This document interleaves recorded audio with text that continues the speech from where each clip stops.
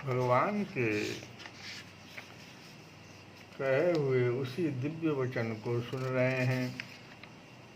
उदाहरण के साथ कि पत्रम पुष्पम फलम तोयम यो मे भक्त्या प्रयच्छति, जो कोई भक्त मेरे लिए प्रेम से लेकिन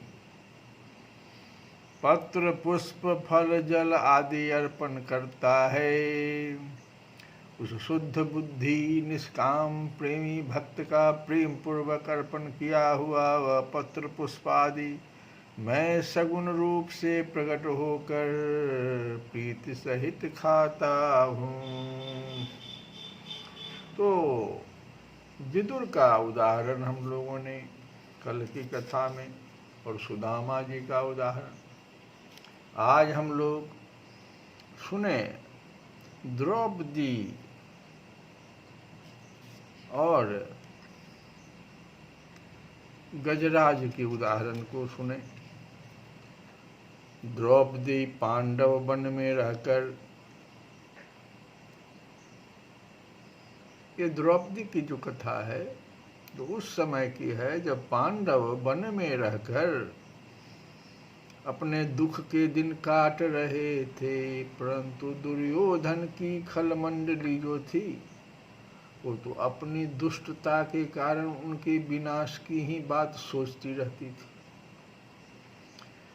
एक बार दुर्योधन ने दुर्वासा मुनि को प्रसन्न करके उनसे यह वर मांगा कि हमारे धर्मात्मा बड़े भाई महात्मा युधिष्ठिर अपने भाई सहित वन में रहते हैं। ये दुर्योधन का देखो कैसा दिमाग, दुर्वासा ऋषि को प्रसन्न कर लिया, वर मांग लिया कि हमारे बड़े भाई धर्मात्मा महात्मा युधिष्ठिर अपने भाइयों सहित वन में रहते हैं, एक दिन आप अपने 10,000 शिष्यों सहित उनके यहाँ भी जाकर अतिथि होइए, परंतु इतनी प्रार्थना है कि वहाँ सब लोगों के भोजन कर चुकने पर जब यशस्विनी द्रौपदी खा पी कर सुख से आराम कर रही हो उसी समय जाइएगा। ये दुर्योधन जो है वर मांग लिया दुर्वासा मुनि को प्रसन्न करके, जाइएगा उस समय जब सब लोग भोजन कर लिया हो और यशस्विनी द्रौपदी भी खा पी कर सुख से आराम कर रही हो, उस समय जाइए। दुर्योधन ने दुष्ट मंडली की सलाह से यह सोचा कि द्रौपदी के खा चुकने पर उस दिन के लिए सूर्य के दिए हुए पात्र से अन्न मिलेगा नहीं, इससे कोप जो क्रोध आएगा, क्रोध स्वभाव वाले जो दुर्वासा हैं वो पांडवों को शाप देकर भस्म कर डालेंगे और इस प्रकार सहज ही उसका काम सध जाएगा। सरल हृदय दुर्वासा दुर्योधन के इस कपट को नहीं समझे, इसलिए वे उसकी बात मानकर पांडवों के यहाँ काम्यक वन में जा पहुंचे। उस समय पांडव काम्यक वन में रहते थे। पांडव द्रौपदी सहित भोजन आदि कार्यों से निवृत्त होकर सुख से बैठे वार्तालाप कर रहे थे। इतने में ही 10,000 शिष्यों सहित दुर्वासा जी वहां जा पहुंचे। युधिष्ठिर ने भाइयों सहित उठकर ऋषि का स्वागत सत्कार किया और भोजन के लिए प्रार्थना की।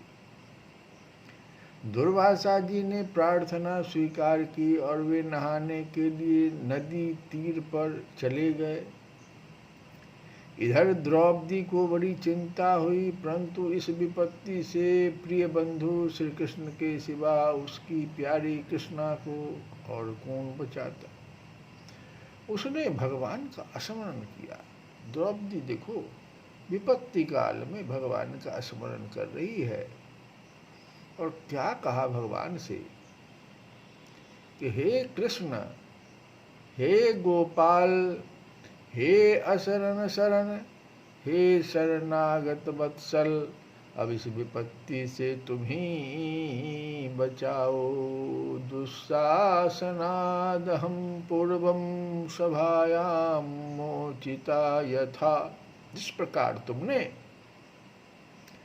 पहले कौरवों की राजसभा में बैठे दुष्ट दुशासन के हाथ से मुझे छुड़ाया था, वैसे ही तुम्हें इस विपत्ति से भी मुझे उबारना चाहिए। इस समय देखो, उस समय भगवान जो हैं कहाँ थे, तो द्वारिका में रुक्मिणी जी के पास महल में थे। द्रौपदी की स्तुति सुनते ही उसे संकट में जान भक्त वत्सल भगवान रुक्मिणी को त्याग कर बड़ी ही तीव्र गति से द्रौपदी की ओर दौड़े। अचिंत्य गति परमेश्वर को आते क्या देर लगती, वे तुरंत द्रौपदी के पास आ पहुंचे। द्रौपदी के मानो प्राण आ गए। उसने प्रणाम करके सारी विपत्ति भगवान को कह सुनाई। तो भगवान ने क्या कहा, वे सब लोग तो गए थे स्नान करने दुर्वासा अपने शिष्यों के साथ, और भगवान इधर आ गए। तो जब द्रौपदी ने सारी विपत्ति भगवान को कह सुनाई, तो भगवान ने कहा, इस सब बात को छोड़ो, ये सब पीछे करना। मुझे बड़ी भूख लगी है, मुझे बड़ी भूख लगी है, मुझे शीघ्र कुछ खाने को दो। अब द्रौपदी ने कहा कि भगवान, खाने के फेर में पड़कर तो मैंने तुम्हें याद ही किया है। मैं भोजन कर चुकी हूँ। अब उस पात्र में कुछ भी नहीं है, जो सूर्य भगवान का दिया हुआ पात्र है उसमें तो कुछ है ही नहीं। तो भगवान बड़े विनोदी हैं, कहने लगे, कृष्णे, हे द्रौपदी, कृष्णेन नर्म कालो अयम। हे द्रौपदी, इस समय मैं भूख और रास्ते के थकावट से व्याकुल हो रहा हूँ।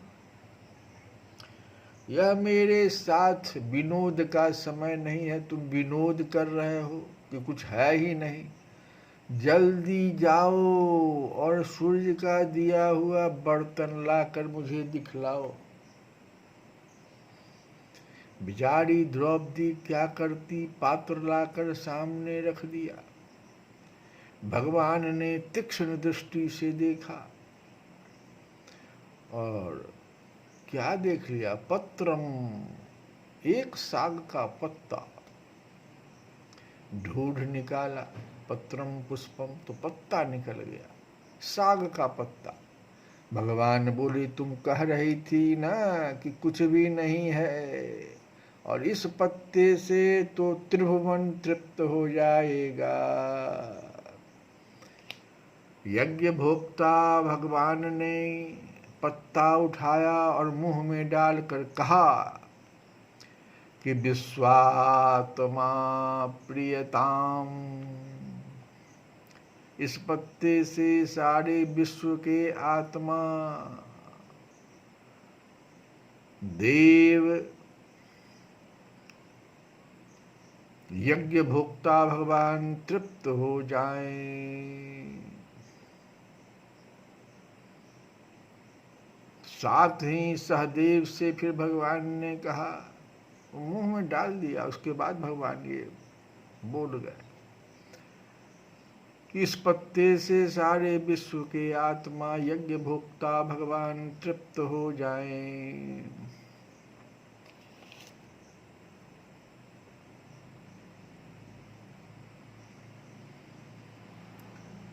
अब सहदेव से भगवान ने कहा कि जाओ और ऋषियों को भोजन के लिए बुला लाओ। उधर नदी तट पर दूसरा ही गुल खिल रहा था।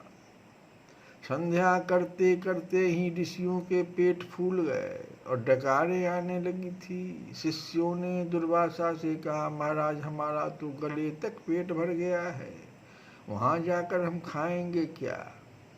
दुर्वासा की भी यही दशा थी। वे बोले, भैया भागो यहाँ से जल्दी।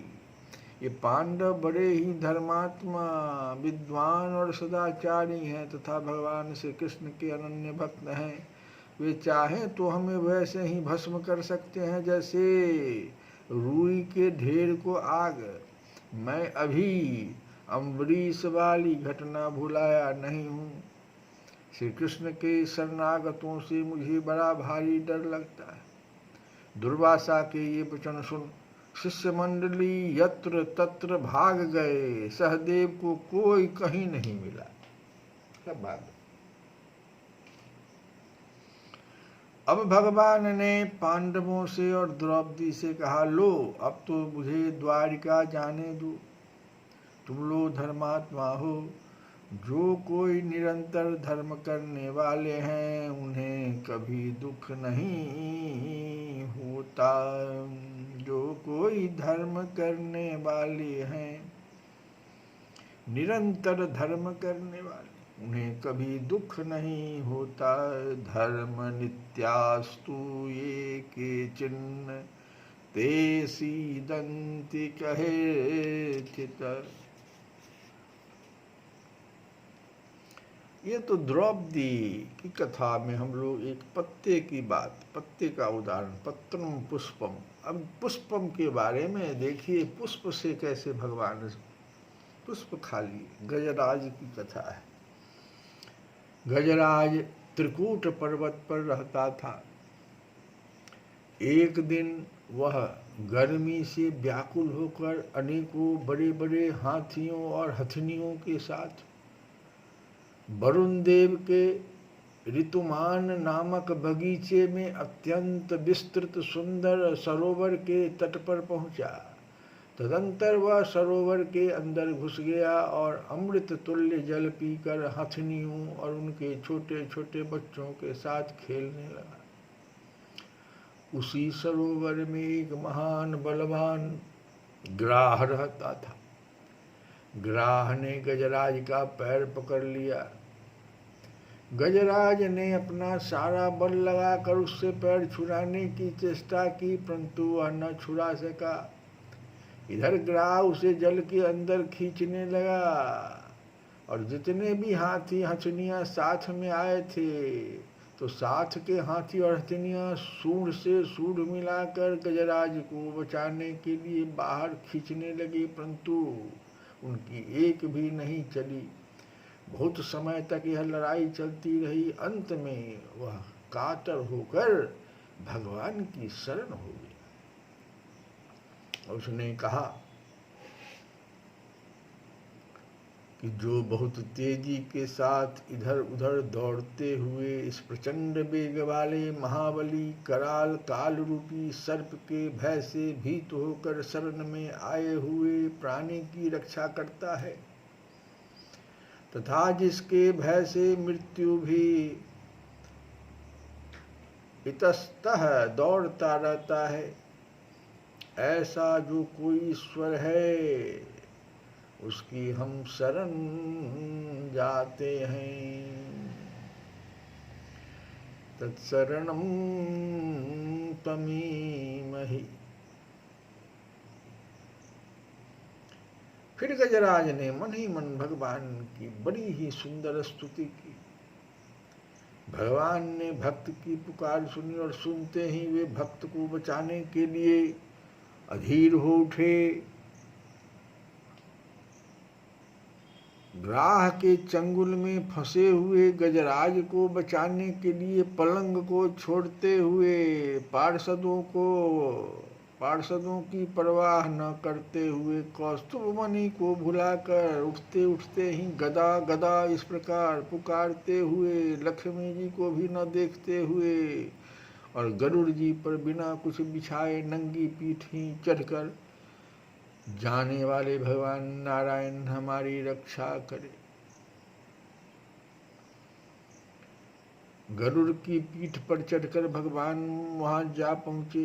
गजेंद्र ने आकाश में गरुड़ पर स्थित भगवान के दर्शन किए और सूंड से एक कमल का पुष्प ऊपर को उठाकर अत्यंत कष्ट से आर्त स्वर से कहा, हे नारायण, हे सबके गुरु, आपको नमस्कार है। भगवान के भक्त के प्रेम पूर्वक दिए हुए कमल के पुष्प को स्वीकार किया।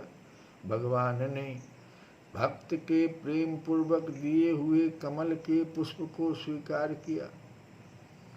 अपने सुदर्शन चक्र से ग्राह का सिर काटकर गजेंद्र को महान संकट से छुड़ाया श्री कृष्ण गोविंद रे मुरारे। हे नाथ नारायण वासुदेव